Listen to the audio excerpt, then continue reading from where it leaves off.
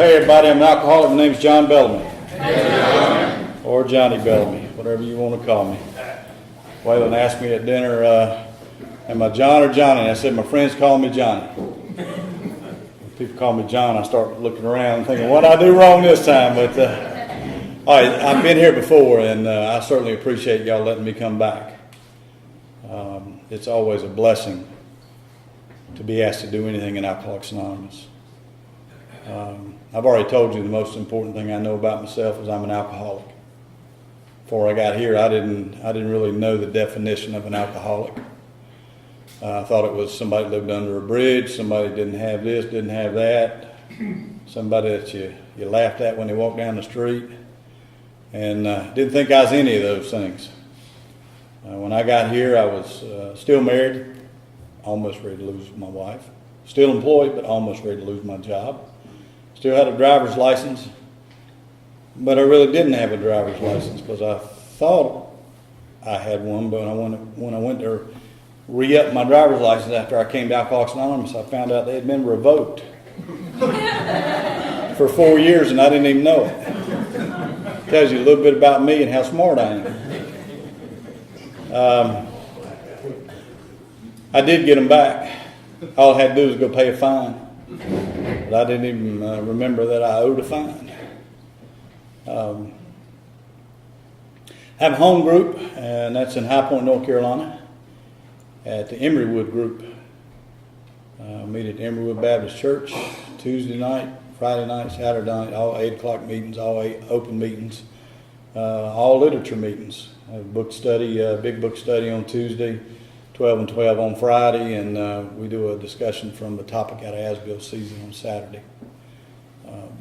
I'm fortunate. I travel for my job, and I go to meetings all over North Carolina and Virginia, and I'm blessed that I have so many friends wherever I go. I've been out with the VP of the company or the president of the company, and we'll be traveling, and I've never fails. I see somebody I know somewhere. And how do you know these people? And I always say, I make a lot of friends. But I am blessed. Sobriety date is September the 12th, 1992. And I hope I never have another morning like I had when I woke up that morning. I don't ever want to feel the way I felt that day. I don't ever want to see on the faces of the people around me the fear that they had of me.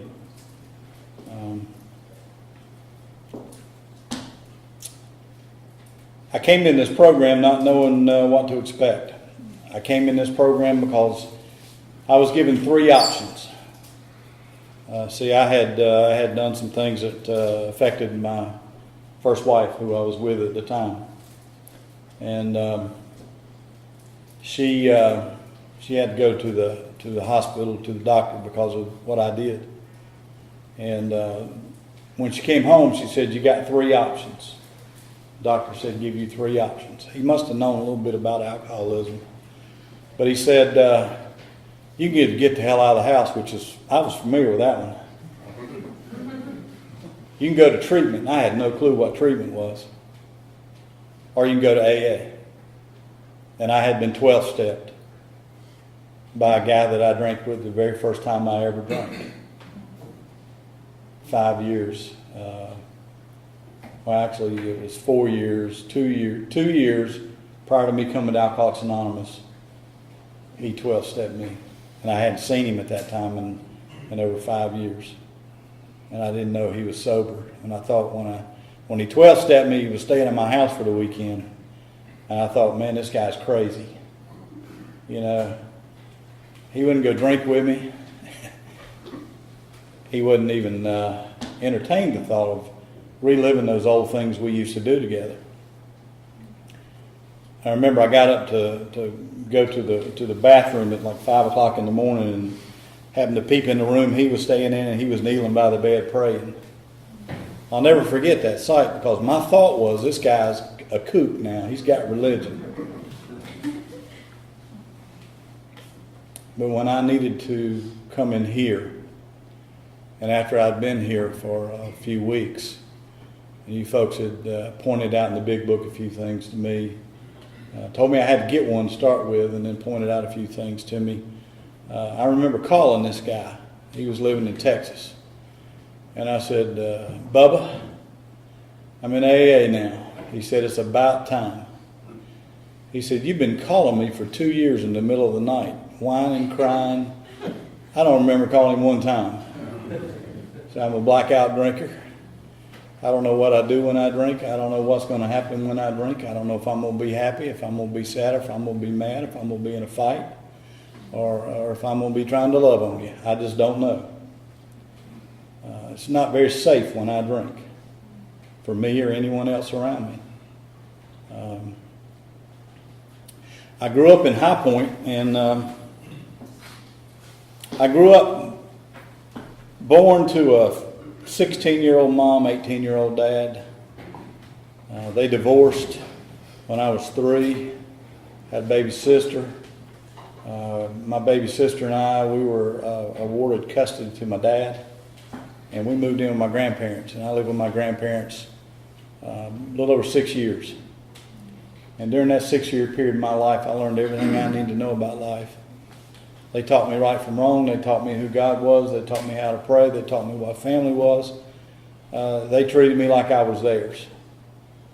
And I'm truly blessed. I mean, I learned how to fish and hunt and go outdoors and mow grass and do all the stuff the kids need to know how to do, and had fun doing it. My grandpa was just a wonderful guy. My grandma, my first grade year in school, she was the grade mother. You know, she didn't drive. And the school was 4 or 5 blocks away. And remember my first month or so of school, she walked me to school and back every day. And you know, for a lady that was up in her years a little bit, and she was, you know, 5 foot nothing and about 300 pounds. She wasn't in the best physical shape, but yet she took her time to help me and to teach me. My mom married somebody else while I lived with my grandparents. She married her second husband and had another child. And I never did see Mom a whole lot. She was supposed to be there every other weekend to pick Kim and I up, and a lot of times she didn't show up. I realize today, and I know today from doing inventories and talking to the people in my family, that she didn't show up sometimes because her husband didn't want us around. And she was kind of stuck in the middle and didn't know what to do. But I didn't know that as a kid, so I thought Mama didn't care. The man she was married to was, I can just about honestly say he's the only man in my life I've ever truly hated. I had knots where I wasn't supposed to have knots, and I had bruises where I wasn't supposed to have bruises. And he did things to me that I couldn't tell anybody else.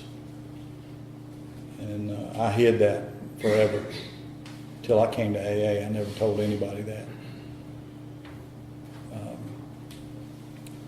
My mom divorced that man, and before I'm 10 years old, my mom and daddy got back together again.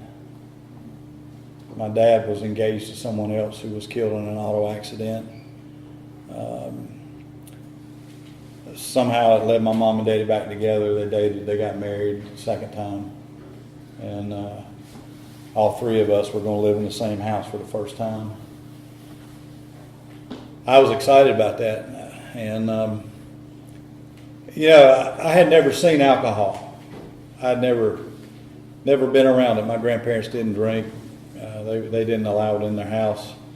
I really didn't know what it was, but Daddy came home. They'd been married about 2 weeks, and Daddy came home and he was drunk. And I get to see full on what alcohol does to people. My dad's an alcoholic. He'll tell you he's alcoholic. He's been sober longer than I have. He does it a different way. He comes to one AA meeting a year, and that's when I pick up a chip. But my dad hates crowds, but he feels at home in Alcoholics Anonymous. So if I can get him here once a year, we're okay. But Dad and Mom had a big fight. 2 weeks now after they got married, clothes are on the porch, and Mama's trying to kick Daddy out. I did the only thing I knew to do, and the only phone number I knew was my grandfather's. And I called him and I said, "You got to come get us. We're not going to live here." And I remember having that conversation with him, later in life, and he said, "You were a man that day, Johnny." I think I picked up responsibility right there to take care of my sisters. No one gave that to me. I picked it up, and I don't know why. I've always been a protector of people. My grandpa came down, and what he did, I thought, he's going to come down and kick Daddy out and kick Mama out too, but what he did is he took my sisters and I, and we went by the little sofa and we knelt down and we prayed. And I can't tell you what he prayed for, how long the prayer lasted or anything. But the same day I see the effects produced by alcohol, the first time I see the effects produced by prayer. Because when we got up from that prayer, my daddy had picked his stuff up and left. And my father, I remember him coming back home. It was a week or two later, and got the family together, and he promised that would never happen again. He drank too much, and he was sorry. And I believed him, and I knew he meant it. But I can only tell you that throughout my whole entire childhood, that was the story. I just told you everything I needed to tell you about my childhood.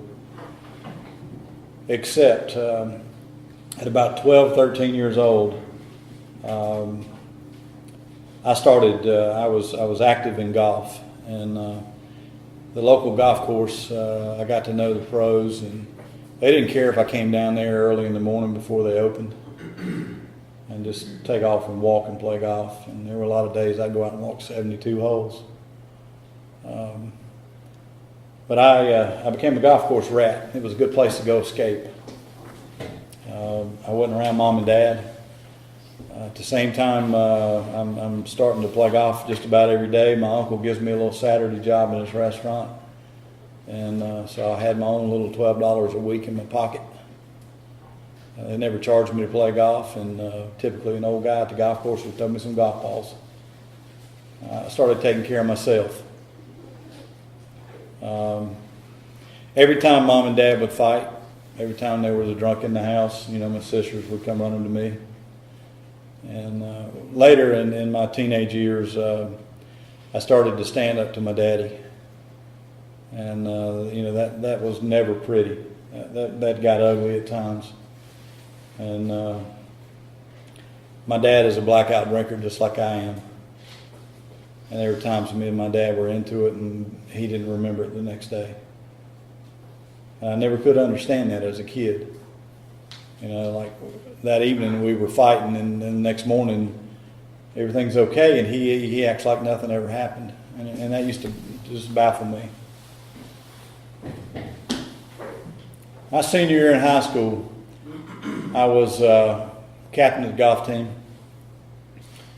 A member of Fellowship of Christian Athletes.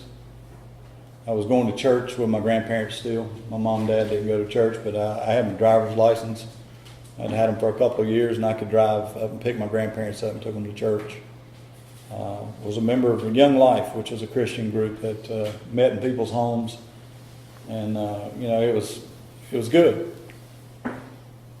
I used to tell other people that I knew, my friends that were starting to dabble in drinking and other things, that they shouldn't do that. Because I knew what had happened in my home. And I thought, that was the only thing that happened whenever you drank, was it had to be like it was in my home.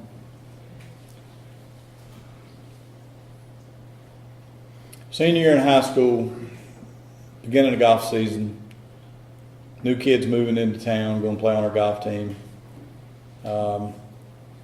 I want to get to know this kid. He'd lived in another country for a while, and it seemed like he'd had an exciting life based on the stories I'd heard about him, and I wanted to meet him.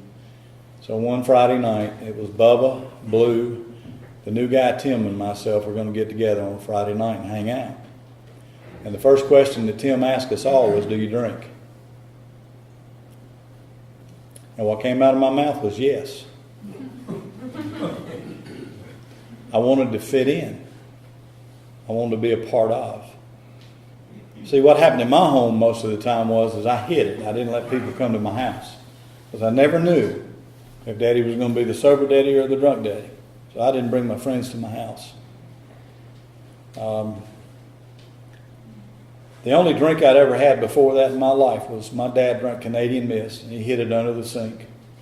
And I can remember being home alone one time, and I grabbed some Coke like he did, and I poured a little Canadian Mist in it, and I took a big gulp of it because I wanted to see why my dad drank that stuff.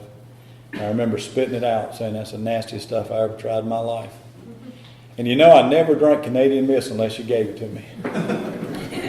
I wouldn't buy it. But that night, the four of us guys, Bubba, Blue, Tim, and myself, we go out and I proceed to drink. We bought beer. None of us old enough to buy beer, but we bought beer. Legal to drink at 18 at that time. I was only 17 and a half, but I always looked older, and so I just went in the store and got what we wanted. But you know, that night I drank like I'd been drinking my whole life. They said that I was the life of the party. I blacked out that night. I woke up the very next morning and I didn't know where I was. And I'm scared to death. Because see, I was the kid that always made it home when I was supposed to be home. I'd always follow directions, and I wasn't ever going to drink. I figured out where I was. My car was out there in the driveway of this place where I was. And on my drive home at 7 o'clock in the morning, whatever time it was, I had that fear in me, but what was greater than the fear was the desire to drink, because I knew that I was going to drink again. I wanted to drink again. I wanted to be a part of that. And that became a part of my life instantly. I went from 0 to alcoholic in one night. And I'm convinced, without a doubt, I was alcoholic the first time I drank. Every time I drank, I never wanted to stop. I may stop because you asked me to. But I can promise you that sometime after you asked me to, when I was alone or away from you, I was going to finish. And that's how I drank. I went to college, played on a college golf team. I made it through 1 year of school. I only went to class half of that year. That was the first semester. I had a 3.0 grade point average. The second semester, I don't think I went to but 5 classes, maybe all semester. Didn't take an exam. I didn't go to school. I just pretended to go to school. And at this time, I'm playing on a golf team at school. I knew every little watering hole around the campus. I knew every little restaurant I could go to in the middle of the day, and I became a daily drinker at 19 years old.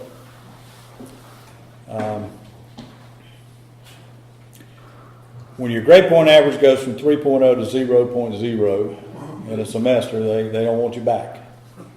So I didn't go back to school, and I told everybody I quit. I told everybody that, it wasn't for me. I wasn't really going to tell anybody that I was having a little trouble with my drinking. Because, see, I couldn't even tell myself I had trouble with my drinking.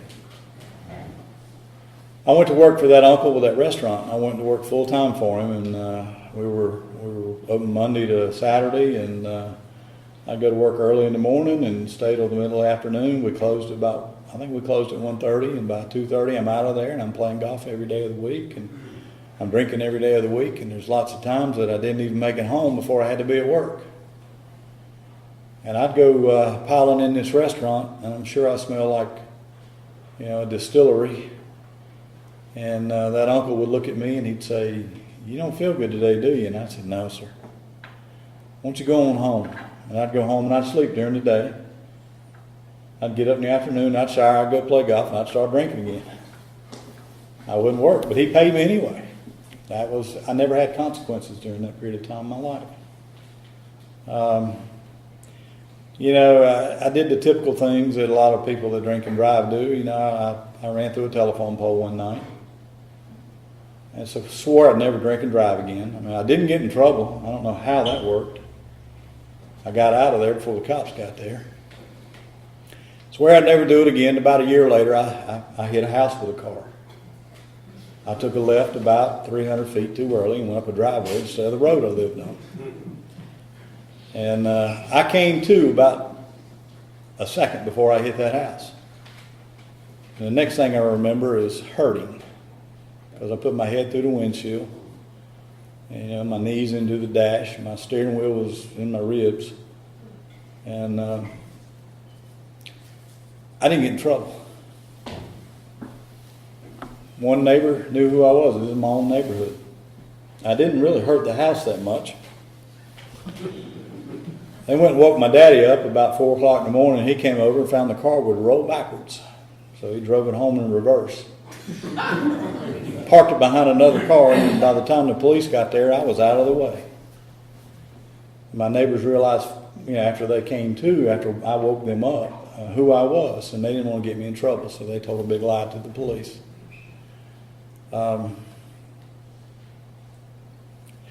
wish that I could say that was the last time I was going to drink and drive, but I had 11 more years of drinking and driving. But I even got pulled several times drunk driving and never got arrested. I can't tell you why. Either I knew the policeman, or they knew my family, or for some strange reason something else would happen and I'd get out of it.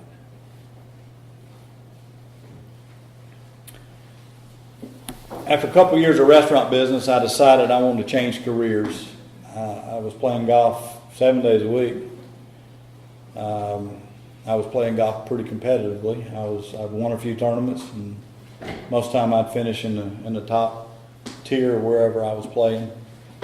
And I decided that I would turn pro. And at 21 years old, I took a job as an assistant golf professional. I got into the apprentice program in the PGA of America. And first thing I did is I went and played my playing ability test and passed that. I went to the business schools. I finally got an education in golf, the golf business. And right after I was in the golf business, I got married the first time. Married a girl I knew in high school. A couple years into the golf business, 3 years into the golf business, I had my son Michael.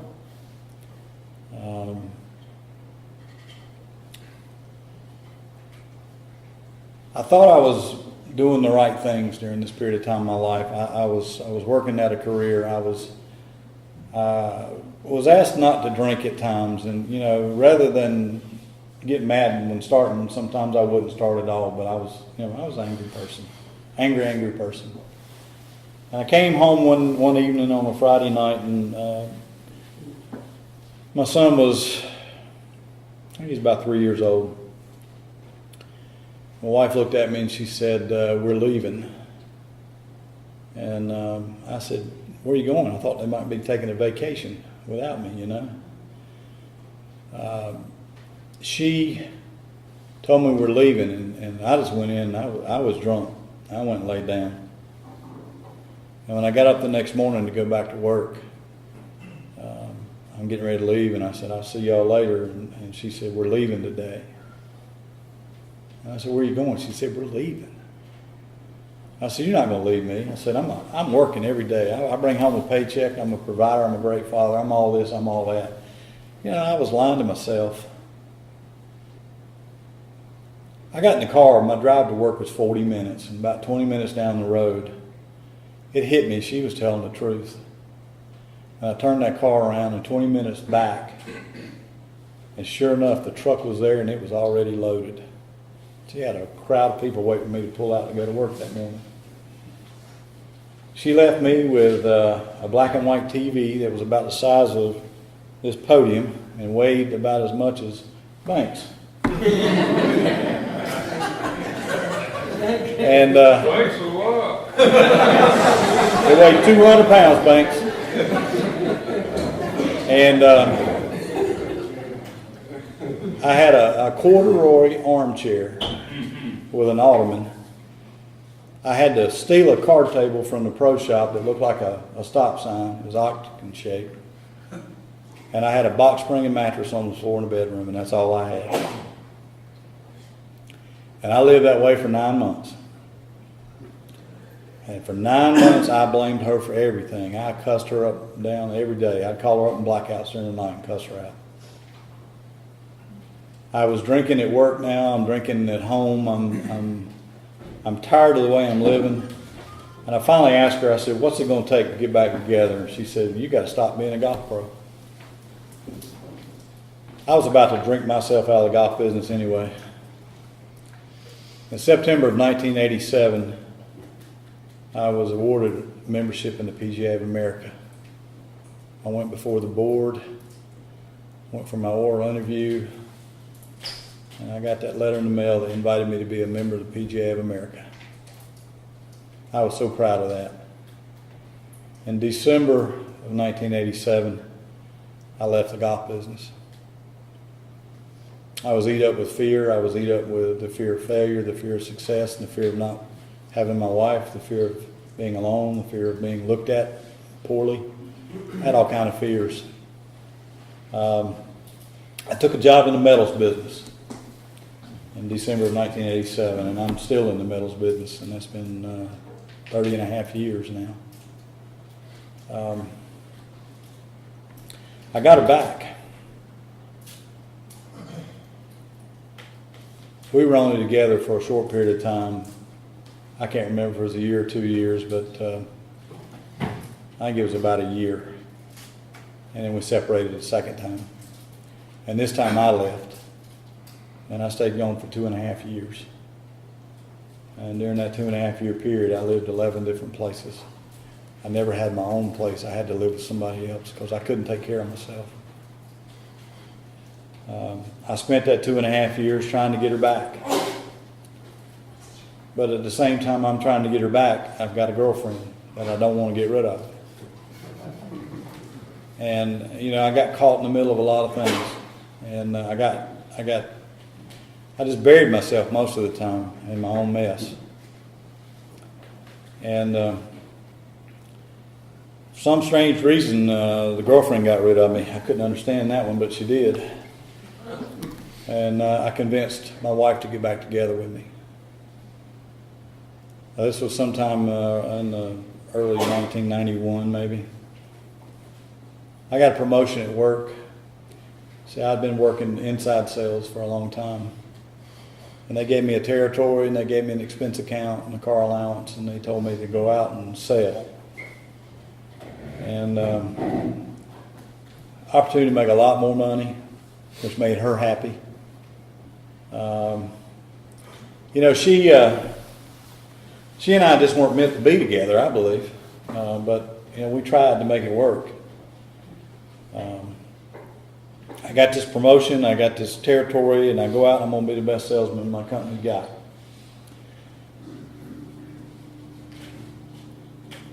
I found that sales out on the road is a whole lot like going to college. Nobody's checking on you all the time. And in the middle of the day, you can start drinking and nobody knows. Well, what I did was I started showing up at golf courses where I knew the golf pros. Somewhere in North Carolina or Virginia, and I'd invite them to go join me to play golf. We'd go play golf instead of me working. I'd tell them, you know, I can rearrange my schedule anytime. I'm a big wig. And that playing golf always led to having a few drinks. Drinking a little bit on the golf course and a whole lot after golf. And I found myself neglecting my customers, not making sales calls. I found myself falsifying expense reports. I was driving around 200 or 300 miles in a day.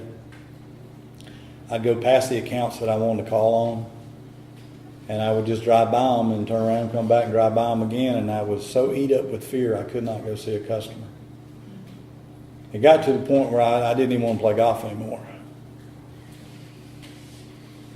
And in 1992, probably the last,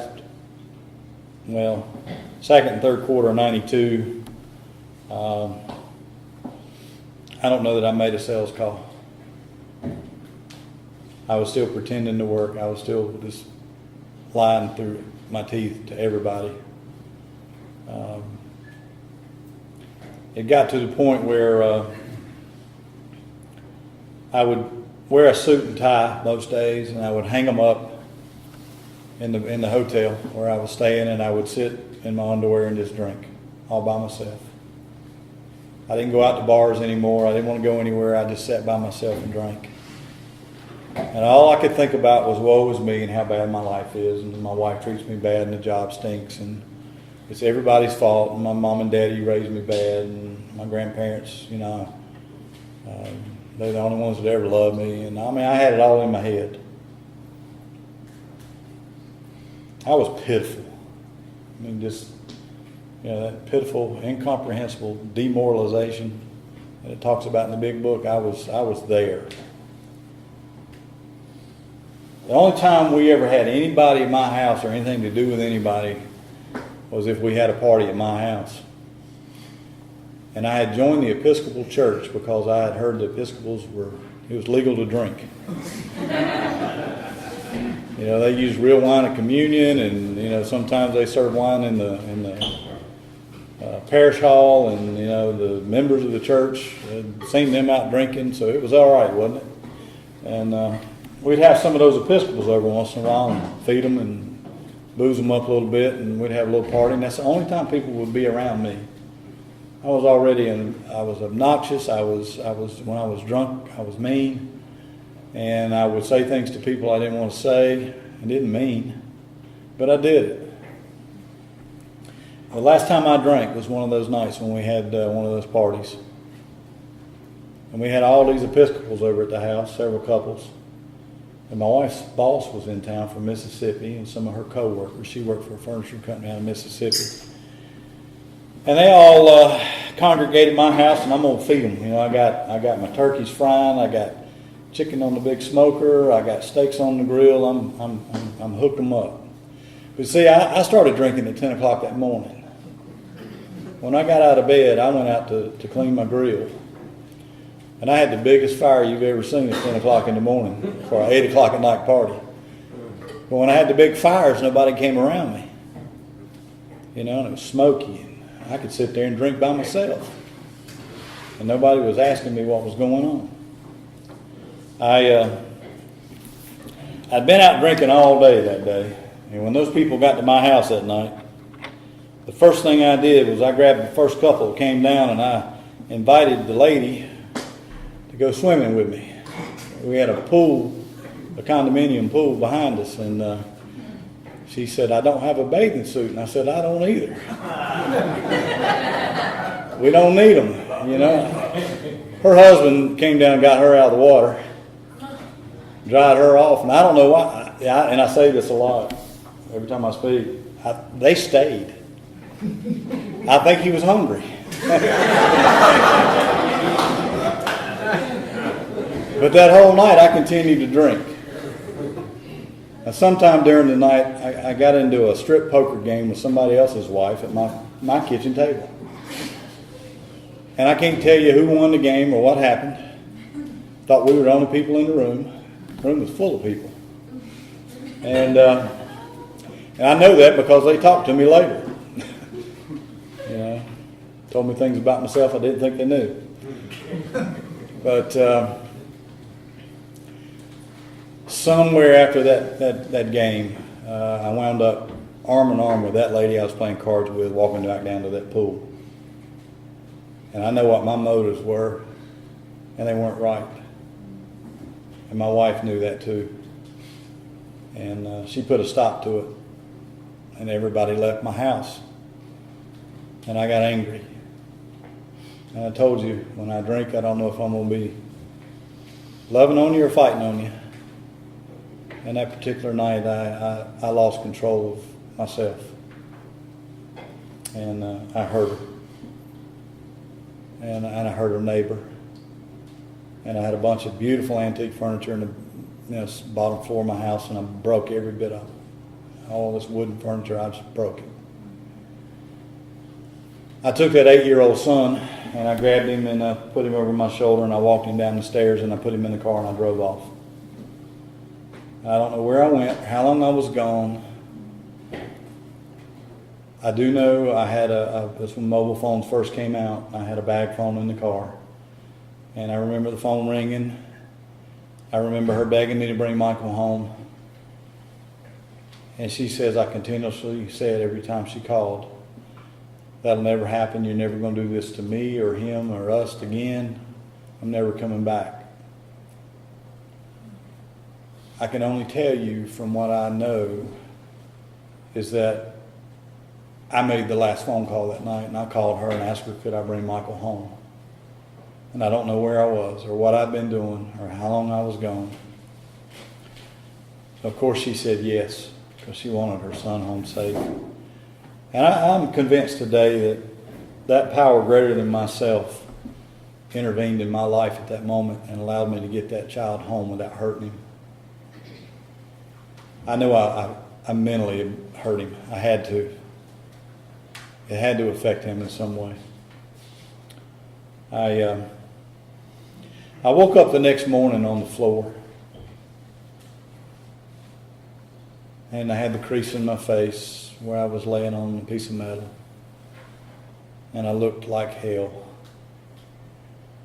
And when I saw her, I had seen this woman so angry at me that she could spit nails at me, but she wasn't angry, she was afraid of me. I had never seen her afraid. She always stood up to me anytime we ever had a conflict. She's a tough girl, but she was afraid of me. And I was in the bathroom downstairs and, looking in the mirror, and it's the first time I ever looked at myself. And I said, you're the problem. And I meant it. I couldn't blame her anymore because I saw there was something different about what I was seeing. And I didn't know it at the time, but after being in here and looking back, I prayed that prayer that a lot of alcoholics pray, and I meant it. I said, God help me. It was shortly thereafter she went to the doctor. And it was shortly thereafter that he came back, and I had my 3 options. And when I remembered Bubba went to AA, I said, I'll go to AA. And I dialed the phone number in the white pages of the phone book. And there was an AA meeting about a block from where I was living that night. And they said, do you need a ride? And I said, no, I'll get there. And I go to my first AA meeting that night. I didn't know what to expect. See, during that day, something was different. I was offered a drink in the middle of that day from a guy I was drinking with the night before, and I said no. Now, I never turned down free liquor. And I said no. And when I went to the AA meeting that night, the guy that's speaking was a guy I knew. It was a guy I didn't like. See, I didn't like anybody because I didn't like me. And how can I like you if I don't like me? That guy told his story, and I'm so grateful today that I did not try and compare myself to him that night. I had no idea what he meant or what he was saying, but I related to some of the things he said. I related to his feelings. And when you folks got up and held hands and we're going to pray the Lord's Prayer at the end of the meeting, it hit me. That Lord's Prayer meant something to me. And about halfway through that Lord's Prayer, that first meeting, I started crying. And I didn't want you to see me cry, so I let go of your hands and I went running. And I went out the door and I went that block back home. And I went upstairs and I didn't say good night. I locked the bedroom door and I just laid there all night. Something told me that I had gone to the right place. And what I remembered most of all about that first meeting was there's going to be another meeting the next night. And I went back. And it was a regular meeting, and I couldn't tell you what they talked about or what they said. Some kind of discussion about something. But I'm sitting there, and just for a brief moment I felt like I'm in the right place. And you guys must have held my hands a little tighter through the Lord's Prayer this time, because I didn't run out the door. But I had another guy I knew stop me at the door on the way out and said, I know who you are. And I said, I know who you are too. And believe me, I didn't like him either. Can you imagine that? He said, let's go have coffee. I said, I can't. I got to go home. He said, how about the next night or two? So, I wound up going to have coffee with this guy, and I was dreading it the whole time up to going out to have coffee with him, because I just figured, I'll go out and have coffee with this guy, and he's going to tell me what a bad person I am. I mean, he's going to ask me questions. I might tell him some things, and he's going to kick me out of AA. I didn't know. We go have coffee, and he didn't ask me one question about me. He told me his story. He 12-stepped me right there in that coffee shop. He told me what alcohol did to him and how AA had kept him sober for over a year. Joe, you're coming up on a year, bud. And it took me 9 months in AA to get a sponsor. I came to meetings pretty much every day. I had people that befriended me, that put their arms around me and loved me when I couldn't love myself. They knew I didn't have a sponsor. They kept asking me, do you have a sponsor yet? And I kept saying, I'm working on it. I wasn't working on it. I was running from it. Well, about 9 months in this program, one of those guys said, we need you to speak at that rock church I was talking about on Thursday night. And I said, no, I can't do it. Well, why can't you do it? I'm not ready. Who's your sponsor? I ain't have one. I lied. I said, Sean is my sponsor. See, I'd been giving Sean rides. He had about a year more sober than me. And I'd been giving him some rides, and I liked him. I wanted to ask him to be my sponsor, but I was afraid. About 30 minutes after I told that lie, I got that phone call. If you want me to be your damn sponsor, you got to ask me. I said, will you be my sponsor? He said, I've been waiting for a long time for you to ask me. He said, I've been talking to my sponsor about it, and he wanted me to be a sponsor, and he knew that you were going to ask me. He just had that feeling. He said, but you never did. So I got a sponsor, and that's when I started the steps of Alcoholics Anonymous. What a blessing these steps are to us. I didn't know who I was until I went through the steps. My sponsor was there with me the whole time. At about 2.5 years in this program, I get a call one day from our HR director, and she said the IRS has called me and they want to hold your pay. I said, what? I hadn't filed my taxes in 5 years. I called my sponsor and I said, what do I do? He said, file your taxes, dummy.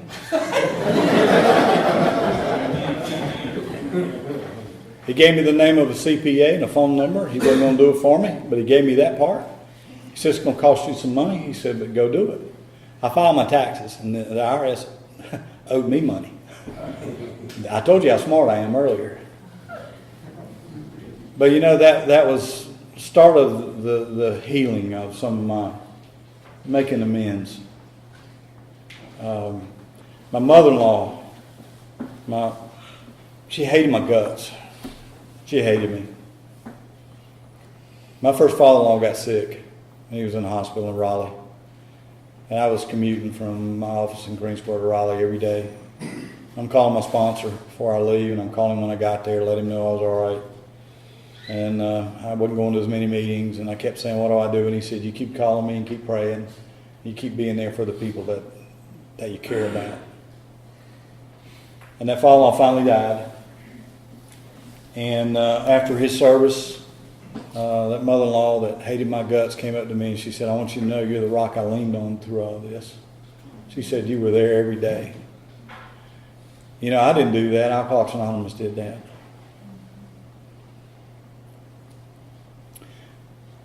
When he died, she came to live with us, and we became great friends. And when we finally divorced, my first wife and I divorced at about 4.5 years, 5 years sober. My mother-in-law was mad at my wife, not me. And I used to go pick her up and take her to dinner sometime. And this was after I married my second wife. My second wife would go with me. We liked Miss Johnson. We would take Miss Johnson to dinner, and she would see some of her friends at dinner, and she would say, I want you to meet my son-in-law and his wife. You know that. Some people would just shake their head. They didn't know what to say.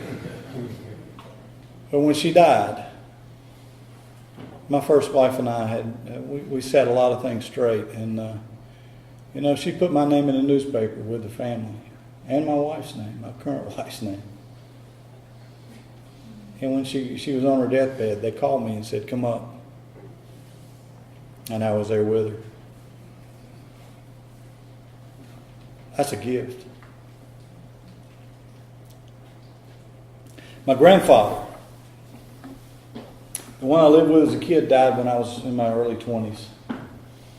I didn't know my mom's dad, that well. I knew him enough to use him and take his money and lie to him. And sometime in there I lied to him, and I had a loan that I had defaulted on. And he bailed me out. He went and got another loan. He said, I could pay it off. He said, but I'm going to get a loan. And he said, I want you to pay me back like you were paying the bank, because you need to learn how to do this. And I paid him one payment, and then I ran from him, and I never paid him another dime. But after I came in this program and I'm sitting with him, I said, Pop, I know I owe you money. What do I do? How do I pay you back? I got to make it right. He said, hold that thought. He walked into his bedroom and he came out and he had a little bank book. And he threw it across the room and it hit me in the chest and fell in my lap. He said, I want you to know that I gave every one of my grandkids that amount of money for their inheritance. He said, that's your inheritance. He said, now I want my grandson back. He said, you've been running and ducking from me for a long time. He said, I'm tired of that. He said, I love you. I know you're different today. I watch you. I know what AA does. He had a brother who was sober 22 years. So he knew about Alcoholics Anonymous. He lived 13 more years. And for that whole 13-year period, I was there for him. I wanted to be there for him. I didn't feel obligated anymore. I just loved the man and loved to be around him. And we became best buddies. And anytime he needed anything, he didn't even call his sons or his daughters. He called me. He said, come help me out with this. He was legally blind. But we used to go on road trips and he would tell me what I was seeing. And what a blessing. When he died, the family asked me to do his eulogy. I didn't think I could do that. I'd never thought about doing anything like that. But my wife and I prayed together. I talked to my sponsor. And I just shared my feelings about a man that understood Alcoholics Anonymous, that was willing to give people a second chance, that showed unconditional love. And I describe him, but I describe you too, because that's what you do for me. You give me everything I need in life. You teach me about love. You teach me about family. I've even been fishing with some of you. I've been out to shoot some guns with some of you. I played some golf with some of you. I've buried some of you.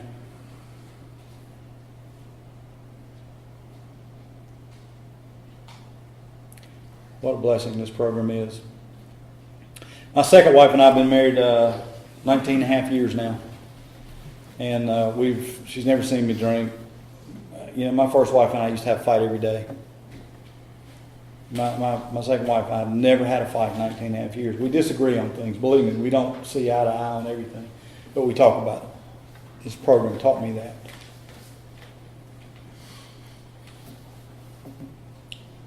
"13 and a half years ago, we adopted my grandson. My son had a child and was not able to take care of him.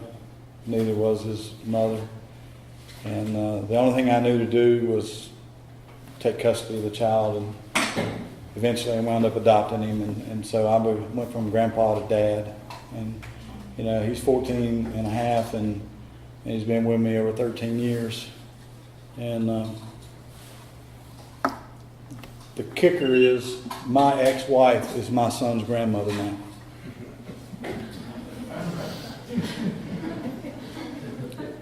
Now I was son-in-law and a wife, and now I'm my ex-wife's the grandmother. Nobody can write that down anywhere. You can't make that up. It's all a gift. All a gift. I'll end with this. Yesterday, I took the day off from work.